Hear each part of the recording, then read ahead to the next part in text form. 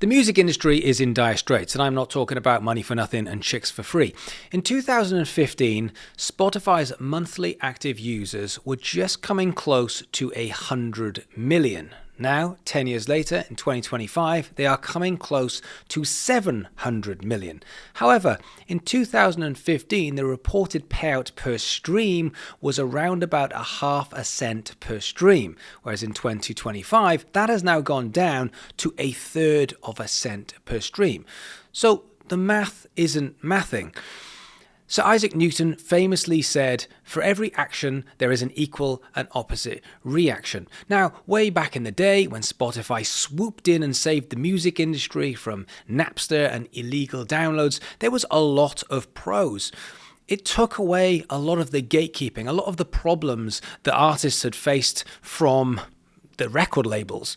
All of a sudden, artists could not only make music for cheaper, but they could distribute it. They could pretty much manufacture it and find people around the world to listen to their music and build their own audience. And then, as the rise of social media came about, artists had the control. The problem is, over the next few years, that control has been slowly eroded as labels renegotiate deals, as shareholders expect more money from Spotify, as a lot of the funds, a lot of the money, a lot of the licensing deal are favoring the top 1%. It has forced out the indie creators, the indie artists and the DIY artists. And so what we are left with is this perception that music is free. There's the for every action, there's an equal opposite reaction. People think that Spotify, Amazon Music, Apple Music, etc., they feel like that's the entrance fee. That's what they pay for. But the music is free. Now, what that means is music has become disposable. It's in one ear, it's out the next. It's let's have a little bit of this. It feels like an all-you-can-eat buffet. I'll try a little bit. If I don't like it, I'll just throw it away. I'll have something else. And so there's no real purpose when it comes to music. Artists are putting out more music than ever before. 100,000 tracks are being uploaded every single day. And so none of the money that's coming in is filtering down to independent artists, while the amount of work is being pushed up. The amount of expectations, the amount of mental health that is driving into creators and the creator economy is bigger than it's ever been. So I have come up with a 10-point plan on how we fix/save the music industry. I've tried to make it around incentivizing. I've tried to make it around rewards. I've tried to make it around positive. And I've tried to make sure that this is about getting back to music quality instead of quantity. I feel like work should pay off when it comes to rewards. And the most important message here is that music isn't free. Music never was free, it never has been free, and never should it be free. If you listen to music, you should have to pay for it. In the same way as if you use electricity, you should have to pay for it. So let's start with the first and probably the most important thing, which is a fair minimum wage for artists and creators and musicians, which is one stream equals 1 cent. As simple as that. Right now, the way you get paid from Spotify depends on a lot of things. So the labels have negotiated licensing deal with Spotify. And every single time they renegotiate, they tighten their grip because they have so much leverage, because they have so much power when it comes to what people want to listen to.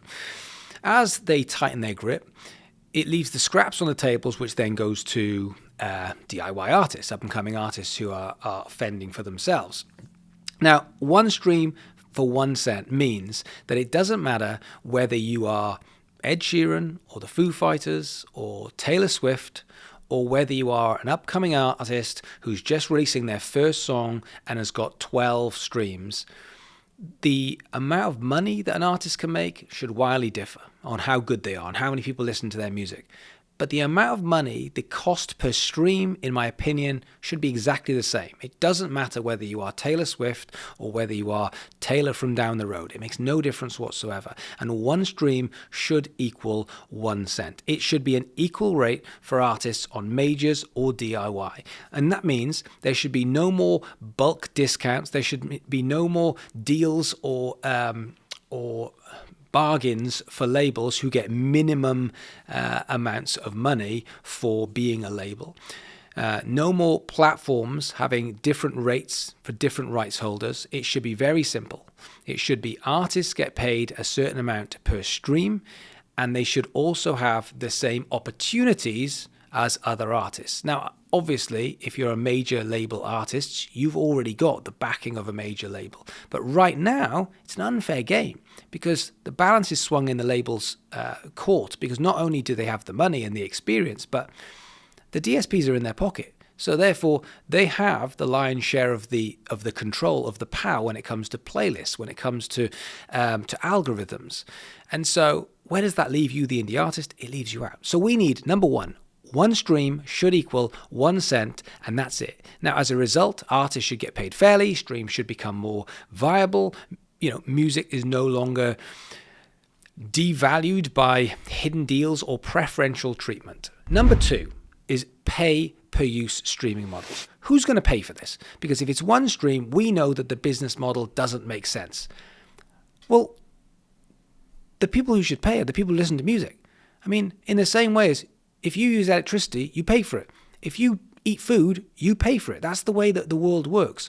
And so this idea that we can't put streaming royalty rates up because Spotify can only charge $12 or Amazon can only charge their amount of money, it's bullshit. So therefore, who should pay? The consumer. If you listen to music, you should pay for it. It's as simple as that. And if you listen to 2 hours a day for 30 days, that equates with your 1 cent, that would equate to around about your $12. Seems fair. If you listen to 4 hours or 5 hours or 6 hours, at the moment, good for you. You get it free. To me, that isn't fair. So what should happen here is, if you listen to the music, that music should go towards paying the artist. And if I pay $10, like I do with electricity or water or anything else, if I pay my $10 and then every time I listen, 1 cent goes to that artist, or that goes to that rights holder, if it's a label or whatever it is, seems completely fair. So we need to have a pay-per-use streaming model and not a pay-for-entrance streaming model. It can't be an all-you-can-eat devaluing music. Now, in doing so, what we get here is we get purposeful listening. So if I'm going to go and listen to music, knowing I'm paying for it, this is coming out of my wallet in the same as anything else, I can choose to waste that money in the same way as I can choose to just leave my lights on in the house going, yeah, I'm probably paying for it, but I don't care. But at least it's a choice. Whereas what we've got at the moment is I can just have a go. I can have a listen to whatever I feel like. I can put playlists on. I can just experiment, knowing that it makes no difference whatsoever. And it's my right as a consumer. Artists are rewarded then based on what people truly value instead of the scraps from the table. And then, most importantly, music becomes more meaningful again, which is what we want. Quality over quantity, fewer disposable tracks, not this idea of like you're going to have to release music every single week. Why? Because that's the way the algorithm works. It's quantity. It's just quantity, quantity, quantity. We're not looking for what's the best. We're looking at just how to fit into an algorithm. We're looking at just viral content instead of actually looking at what makes a really, really good song. And then over a period of time, hopefully songs will actually get better, which leads me on to point number 3, which is we need to incentivize artist growth through education. Now, I'm all for incentivize and reward. And in my opinion, that's the way we need to fix the music industry. We do not want handouts. I do not expect to say the system's broken, we should just take loads of money and just hand it out to artists who haven't got the streams and no one knows who they are. But we do want the tools. We want these artists to understand what makes a great song, what makes great promotion, what makes a good strategy, all of these things. And at the moment, just because you can go and make a song for free doesn't mean you should automatically have loads of money and loads of streams. But if you are putting the time and effort and work in to improve and get better, I think, personally, there should be something that rewards you for improvement as opposed to quantity. So what I would recommend here is things like artists who complete some kind of verified educational programs or actually work towards something, they should have tax credits. I think they should have access to things like grants or discounted software or discounted equipment in order to say you are improving, and your improving unlocks different rewards. Whether that's free or subsidized studio time or workspace access or even artistic wellness programs or anything, therapy, coaching, etc., retreats. I think these things mean if you go through the process on how you're going to get better, in other words, you feed us better music because you're getting better and you're acknowledging that this stuff takes time and effort. You do that, you get a reward from it. And I think incentivizing people to do that means that they're not just throwing out songs and going, let's just let the audience decide. Why don't we say, no, how do we improve? How do we get better? How do we make music proper? How do we make people enjoy music because they are listening to quality music as opposed to just throwing stuff out and hoping that there's not a TikTok dance that's just attached to it in order for that virality to make the music good in general? Which means number 4, we have to remove label preference. Okay? We have to enforce true equality. At the moment, there is complete inequality in the music industry. Now, what I mean by that is, if you are an up-and-coming DIY artist, how can you possibly compete with the likes of UMG, Sony, Warner, etc.? Not just because they've got the money, not just because they've got the experience, not just because they've got the team of artists, but at the same point, they've got a way in the back door. Like, they've got control over things like certain playlists. They've got control over certain algorithmic playlists, etc. So major labels currently receive better playlisting, they receive higher payouts, inside access to DSPs. This has to end, or it has to be open to everybody. You know, I am all for the labels saying, hey, we've got all of the money, we're already the monopoly, we don't need to cheat the system. That isn't fair. What we need is a fair playing system for everybody. Now, the fact that we've got loads and loads of money means we probably have got a head start. Totally fine. The fact that we can then invest in the best people, totally fair enough. The fact that they can go and invest in artists who are doing really, really well, totally fair enough. But that shouldn't detract from artists who haven't got to that point yet because they can't get their foot in the door because the monopoly of the door is closing, shut tighter and tighter and tighter. So this must end, which means all music must receive equal algorithmic treatment. So therefore, it can't just be one rule for one and one rule for everyone else. We can't have exclusive label access to curated playlists. Contracts between DSPs and labels have to be more transparent, and it can't just be jobs for the boys, if that makes sense. I want a truly level playing field where talent and quality, not industry connections, drive success. Number 5, I want tax incentives. I don't want this to just be the DSPs versus the independents. I want this to be the government. I want this to be the world. I want this to be about the people. I don't want this to be a fight against Spotify or Apple or Amazon. I want this to be a fight against the people who think that music is free, because it's wrong. It's been wrong for a long time, and there were some benefits that really went towards independent artists, but now all of those pros seem to be taken away, and what we need here is we need the people to understand, and we need the government to be able to step in and say art is important. Like, you know, that phrase of like, music is like oxygen. It's something we don't really think about. It's something that we expect. It's something we take for granted, right until the point where it gets taken away. Then it's really, really important. And that's what music is. It's the soundtrack to our entire life. So I want tax incentives for supporting music. I want to reward those people that support the arts. Not just the tax incentive for the artists, but the tax incentives for people who are supporting the creatives and the creators who are needed, because music is needed when it comes to promoting businesses. Music is needed when it comes to entertainment. Music is needed on almost everything on a kind of hour by hour, day to day of our lives. The problem is we aren't valuing it because of this perception that it's free. So businesses who sponsor artists or venues, they should get tax breaks. I think venues that host grassroots talent, they should get subsidies, and they should absolutely get rent relief. The state of where venues are at right now leaves me in disbelief. And how on earth are you supposed to cut your teeth? I mean, here's an example. How many bands are in the top 40? I know there's not a top 40, but like how many in that kind of top 50 chart on Spotify? How many of them are bands? None. You can't be in a band. Like, it's hard enough 20 years ago. You know, in order for you to make 20 grand a year and you're in a band of 4 people with a manager who takes 20%, you've got to make $100,000, and that's after tax. How can you possibly be in a band nowadays? So bands have become defunct and it's just solo artists. And then you go and play live and the artist who's on their own going, well, I haven't got a band, so I can't play live. Like, it's just an absolute mess. So venues that host grassroots talent should get subsidies and they should get tax relief.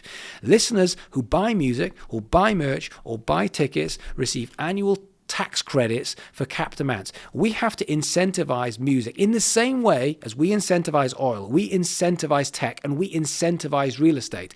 It's time that we incentivize music. And as a result, we should have some kind of thriving cultural economy where support is economically beneficial for everybody, everyone who takes part. Number 6, we have to, on that note, reinvent live music from the ground up. Like, live music, for almost all of us when we were growing up, has been instrumental in our youth, in growing up and a part of not just the culture, but in who we've become. The first bands that we got to see, the first artist, the first gig, all of these things have been replaced because venues can't afford to stay open. Artists can't afford to tour. How crazy is it that artists can't afford to tour? And then what we've got is this, like, you know, palatial side of things at the top, where when you're big enough, you can just go and tour all of the Live Nation stadiums and make your millions. Fantastic. But how are you going to get there? Because what happens, we've all seen it. I mean, one of my jobs when I was the director of the music university, I used to teach live performance workshop. And we used to spend every single week, we spent hours and hours meticulously going through performance techniques. How do we perform well? You can't just expect someone to just walk on a stadium and go, I'm sure they'll figure it out. It is not the same. Playing a stadium is different to playing an arena. Playing an arena is different to playing a sports hall. Playing a sports hall is different to playing a pub.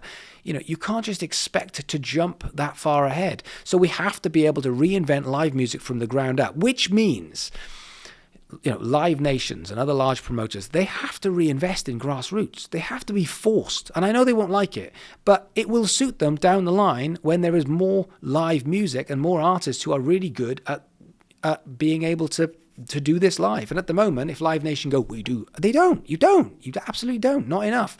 Festivals, tickets, performers, they must contribute. I personally think that festivals and ticketing platforms, I should say, should contribute 1% of gross revenue at least to small venues. Direct, not to some kind of like, yes, we've got these manifestos ourselves. No, bullshit. You should take 1% of your gross and they should go back to small grassroots venues so that we are feeding the artists and bands live performance of tomorrow.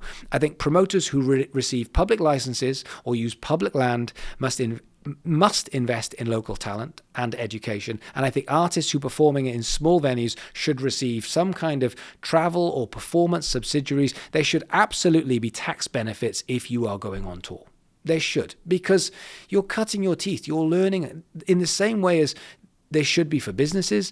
If you are trying to contribute towards something, there should be some ways of having some kind of incentive/reward.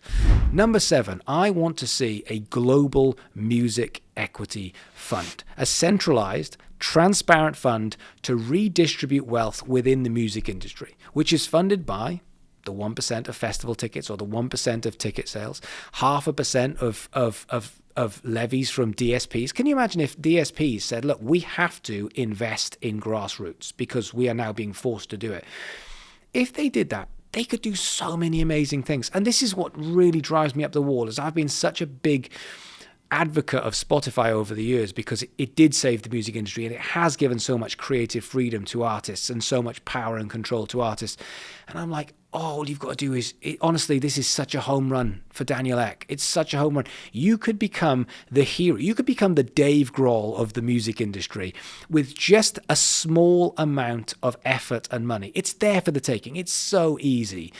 And it just doesn't happen. Everywhere I'm like, now it's going to come. And this year, like 2024, I should say, there is this, the first full year that Spotify made profit. And I was like, now it's coming. This is where he's going to say, all right, come on, let's look after music. Let's look after the artists, the musicians.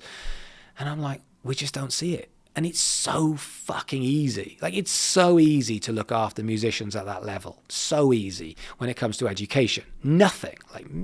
They do nothing in education. When it comes to feeding back venues or buying local venues or having some kind of like creative spaces and workspaces that can help artists. Nothing at all. I'd love to see like corporate sync licensing surcharges. I'd love grants to go to emerging artists and music education and infrastructure, and I don't just want this to be to cities, because I think when it comes to like, you know, setting up a global music equity fund, you know, this is going to go towards London and it's going to go towards New York and Los Angeles. And I'm like, I didn't grow up there.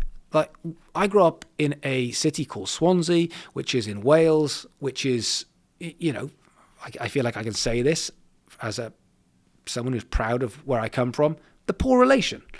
Like, when I grew up in the place I grew up, we called it the graveyard of talent, because there were so many amazing musicians. They were stuck. Like, they're stuck. You just have to go and work in a factory. You can't build being an artist in a place like that. You have to go to London, and it's easier said than done for many artists. So these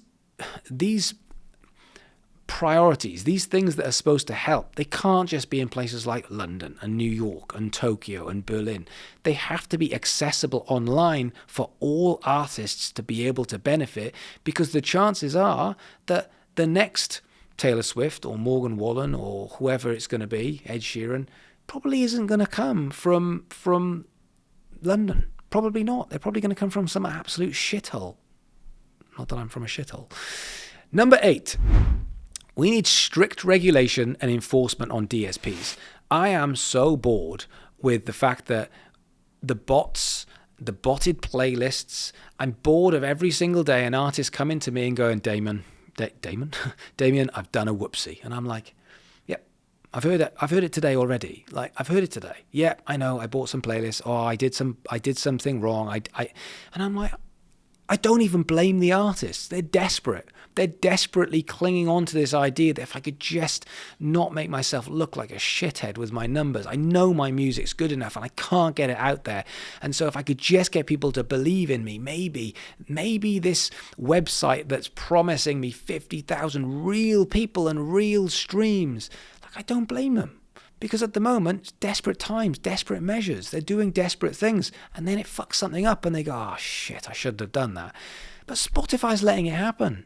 Like, stop it. We need stricter regulations. We need to close it down. Like, go and Google. Like, you go and Google, like, you know, buying onto Spotify. There's loads of websites. Go and shut them down. Like, how hard can that be? Fake streams, botted playlists, you know, pay to play, payola. There should be financial penalties. Like, there should be this, and this isn't just a Spotify or an Amazon or an Apple thing. This is a government-led thing. This should be a music standards authority to oversee DSP practices, because the Wild West of playlists is bullshit. Like, playlists in general is laughable. A few years back, you were like, all right, it's a bit of the Wild West, but you can really navigate your way through. Not anymore, because all the playlists have just been bought up. Everyone knows their worth. It's ridiculous. So we need platforms to have transparency on streaming counts. And another thing is, I want streaming counts off Spotify. Like, we have to remove them. This idea that it makes an ounce of difference that Drake has just hit 1 billion streams on a song. Who fucking cares? All you do is you provide mental anguish and anxiety to artists when they look at it and they've got that little, like, minus 1,000 views. And everyone knows it. You've got 3,000 views and you're like, oh my God, I've worked so hard. Like, get it off. Like, it's ridiculous. Having this idea that we all need to know how many plays or spins a piece of music has got is absolutely ridiculous bullshit that we do not need, that is contributing to bad practices, bad measures, and then it contributes towards fake streams, because you are promoting it indirectly, whether you mean it or whether you don't mean it. The system has to become trustworthy again. And right now, for artists and listeners, it isn't. We've got labels that are plowing money into fakeness, and the whole system is the Wild West. Number 9, we have to build infrastructure for everybody. Like I said, not just the big cities. It can't be London, LA, and Berlin. We have to fund some kind of small town, small city funds that offer either grants or residence programs. I can't see why we can't have residence programs in different areas that you can apply for. When I see the wastage on some of the like where I grew up, where I lived, the council puts so much money and wastes so much money in utter shit. So last time I was back home in the city that I grew up, I had to go into the council building. The council building is massive and it was leaking water and there's people everywhere and they're all working there. I'm like, what do you people do? And they're talking about erecting some statue that someone's made and spending 40 million on. And I'm just like, what are you doing? There's a gold bridge. They thought it'd be a really good idea to put a gold bridge in the city. And it's like, it's just literally to go across the road. It's a gold bridge. What the fuck are you doing? What are you doing? Like, it's ridiculous. We should have things that make a difference to people and not wasting money. If we are taking this tax, and it should come from the music industry, it should go into artist in residence programs that are helping people get better. Because I deal with hundreds, if not thousands of musicians and artists every single month. I know artists want to improve. I know they want the artist answers. I know they're not just there saying, look, honestly, I can't be bothered. I just want to stand in line and go into a lottery. They go, no, I know. I've got this passion. I love my music. I want it to be better. I want better production. I want better promotion. I want to understand how this works. Give me the tools and I will do it. And it's not there.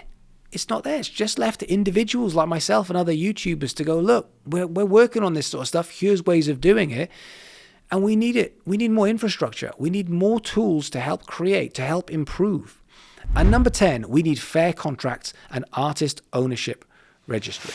Now, what I mean by this is artists need protection. I am not against major labels, and I understand that the major labels are tightening their grip on DSPs. Why wouldn't they? They want the monopoly. They liked what it was in the past, where it was like a closed shop, and it's getting to that point one more time. They want that, and I understand.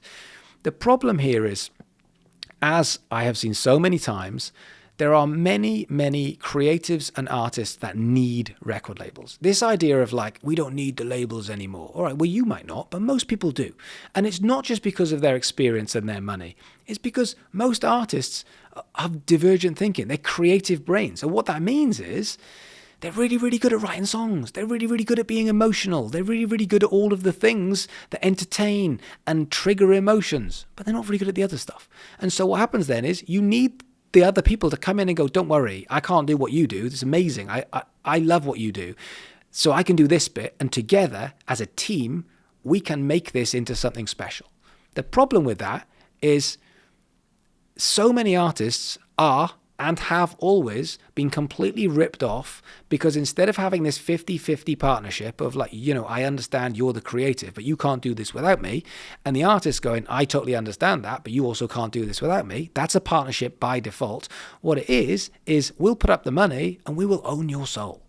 And once you've paid it off, we still own your soul. Like, it's ridiculous. So contracts must include plain language summaries. There's no reason why we can't do this nowadays. First-time artists should not be signing away long-term rights without sort of certified legal reviews. And when it comes to masters, when it comes to publishing, when it comes to licensing rights, we need to acknowledge that there isn't a right and wrong. But what we need is a team. We need a partnership, and it can't just be in perpetuity. Once I've paid for this, I own it forever, even though this is your creation. We can't have these artists getting ripped off because what we are seeing is more mental health, more anxiety, more problems down the line, more burnout, people leaving the industry, and it is meaning that we are getting a lesser quality of music over time as people just can't be bothered or as they can't do it. So, in general, this is not about charity. This is about reclaiming power. We have to give the artists the chance to be able to build something real instead of making it back to what it used to be back in the day, which is gatekeepers having all of the control and the monopoly and this kind of Julius Caesar thumb of whether you can or can't play the game. We need to go back to a time where there is control, but it is up to you. But you are rewarded. You are incentivized. You're incentivized to make quality instead of quantity. You are incentivized to make good quality music. And if you do that and you can build a fan base, then you get the spoils. You get the rewards.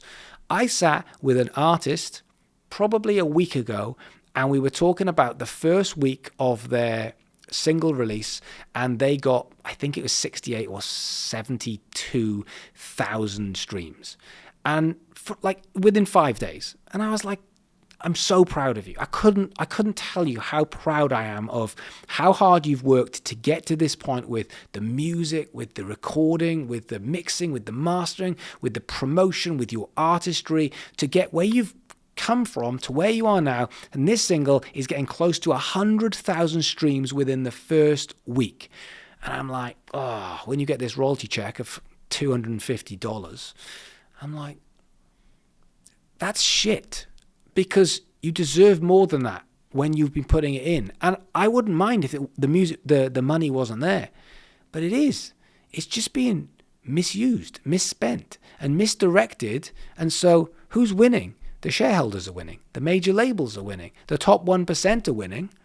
Meanwhile, I'm looking down the line into the future and I'm going, we've got bigger problems coming in 5, 10, 15 years. We've got big, big problems.